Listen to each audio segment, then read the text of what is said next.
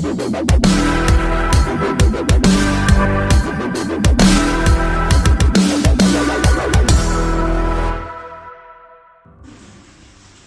आप सभी को बहुत बहुत स्वागत है मेरे YouTube channel English learning zone.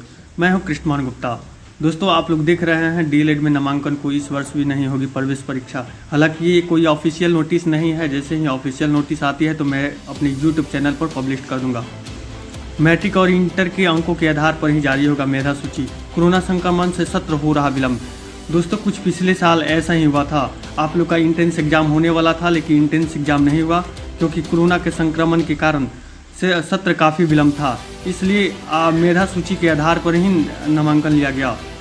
आप लोग देख रहे हैं यह न्यूज़ 19 जून मुजफ्फरपुर जागरण में दिया हुआ था और यह ऑफिशियल नोटिस नहीं है। हालांकि उत्तर प्रदेश में आप लोग देखें तो इस साल भी मेरिट के आधार पर ही सभी बच्चों का डीएलएड में होगा नामांकन। तो सेशन 2021 से 23 के लिए बहुत जल्द ही नामांकन का प्रोसेस शुरू कर दिया जाएगा। दोस्तों, आप लोग यहाँ पे देख रहे हैं बिहार विद्यालय परीक्षा समिति की ओर से जिले के 4 सरकारी समेत सभी निजी शिक्षा महाविद्यालय में डीएलएड में दाखिले के लिए इस वर्ष भी प्रवेश परीक्षा का आयोजन नहीं किया जाएगा। बोर्ड की ओर से पिछले वर्ष की तरह इस वर्ष भी मैट्रिक और इंटर में प्राप्त अंकों के आधार पर ही नामांकन की प्रक्रिया का विचार किया जा रहा है। हालांकि जैसे कि मैंने आपको बताया था, पिछले साल कुछ ऐसा ही हुआ था। नामांकन के मेरिट के आधार पर ही एडमिशन लिया गया था डीएलएड महाविद्यालय में। फिर डीएलएड का सत्र जून से ही शुरू होता है। कोरोना संक्रमण के कारण सत्र पहले से ही विलम्ब है और ऐसे में प्रवेश परीक्षा के चक्कर में और विलम्ब हो सकता है।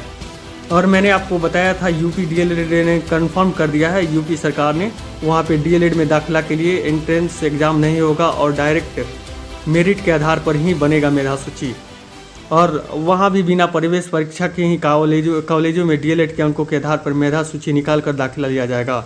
इससे संभावना व्यक्त हो रही है कि प्रदेश के सभी शिक्षा महाविद्यालय में बिना प्रवेश परीक्षा के सत्र 2021 से 23 में दाखिला लिया जाएगा और इसके लिए अगले महीने से प्रक्रिया शुरू की जा सकती है। हालांकि बोर्ड की ओर से अब तक कोई वेबसाइट पर आधिकारिक सूचना जारी नहीं हुआ है और जैसे आप लोग उस सूचना का इंतज़ार करें, जैसे ही आता है तो मैं अपने YouTube चैनल पर अपलोड कर दूंगा।